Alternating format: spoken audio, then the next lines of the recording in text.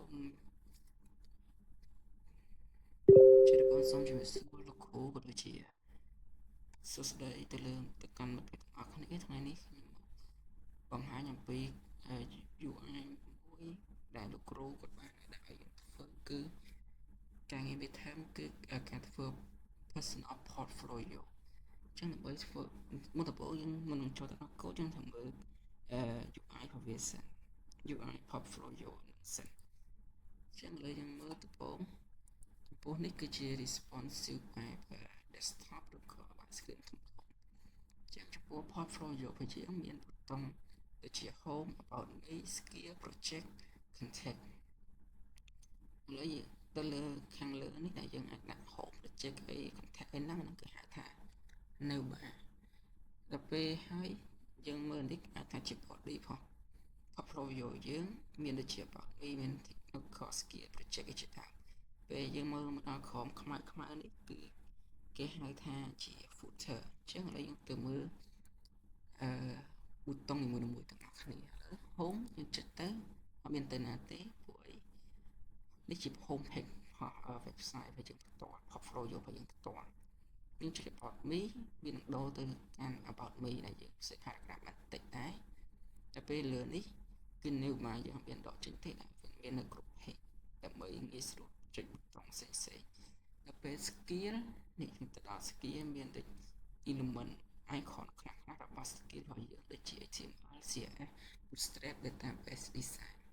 ដូចជា project លេងទៅដល់ project របស់យើងធ្លាប់ធ្វើខ្លះដូចជា student profile website យើងធ្វើជាមួយ HTML CSS create យើងប្រើជាមួយ CSS លេងជាមួយ Bootstrap ពេលដល់ contact យើងមានឈ្មោះមាន email មាន telegram អីជាសម្រាប់ contact ជាដើមតែចំពោះការងារ midterm នេះលោកគ្រូក៏ចង់ឲ្យយើងធ្វើជា responsive បែប mobile ឬក៏ទូរស័ព្ទអញ្ចឹងយើងសាកទាញវាមានអីប្រែប្រួលឬក៏តែអញ្ចឹងយើងសាកទាញទាំងអស់គ្នានេះជាការ responsive អាចថាជាបែបទូរស័ព្ទយើងអាចអូសវាមកប៉ុណ្ណឹងជាវាទូរស័ព្ទអញ្ចឹងអាចមើលនៅបានពីមុនមានច្រើនសតែឥឡូវវាដូចទៅជាប៊ូតុងម្ដងឈប់ចេញជាអក្សរច្រើនវាទៅជាដាក់មកប៊ូតុងវាធំអញ្ចឹងយើងចូលទៅមាន home មាន about me skill អីជាដើមយើងអាចចុចទៅអត់បដូរអីទេគ្រាន់វា screen ទូជាមួយនៅដូចជា body របស់យើង page របស់យើងមានដូរទេអស់នៅតែដែរអញ្ចឹងយើងសាកចុចទៅលើ project មួយ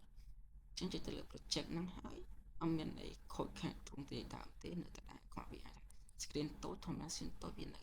តូចតែដែរវាមានធំជាងមុនទេពេលឥឡូវយើងអាចមកមើលទៅលើ source code របស់យើងវិញ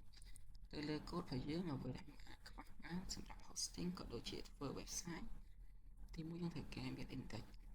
ហ្នឹងយើង design ទាំងអស់នឹងដូចជាមានដូចជា new bar មាន new bar មាន footer មាន body ជាដើមដូច new bar នេះយើងមានសេជា paragraph ខ្លះជាអីខ្លះទៅពេលហើយជាពិសេសទៅពេល link បើយើងចង់ link ពី file មួយទៅ file មួយទៀតក្នុងការ link ហ្នឹងយើងត្រូវប្រើចុចនឹង slash ហើយយើងដាក់ឈ្មោះ file ហ្នឹងយ៉ាងម៉េចណាដើម្បីយើងងាយស្រួលចុចទៅកុំឲ្យវាបាត់អង្គគេហៅថាការ link file ចូលក្នុង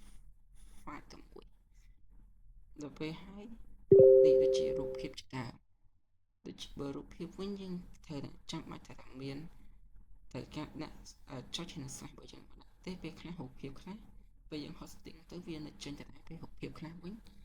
hosting ទៅវាបាត់ហើយវាអត់មានចេញរូបភាពឲ្យយើងអញ្ចឹងត្រូវការដាក់នេះនឹងត្មងដាក់slash ចុចនឹង slash បើដាក់ទេវាអត់កើតទេយើងត្រូវការមានតែឆាយយើងបន្ទាប់មកទៅអាចយើងបបែក file តូចទៅជា file តូចក៏បានដែរបើអញ្ចឹងទេយើងធ្វើតែ index មួយក៏បានដែរពេលអាចខ្វះបានមួយទៀតគឺ style CSS style ហ្នឹងយើងត្រូវដាក់ style ទាំងអស់គ្រប់ page website របស់យើងចូលក្នុង style ហ្នឹងតែមួយ ចំពោះចំណុចខ្លះយើងត្រូវការយើងអាចត្រូវយកមកដាក់ក្នុងស្លាយនេះក៏បានដែរតាមចំណុចវាមួយក៏បានដែរបាទអញ្ចឹងអរគុណ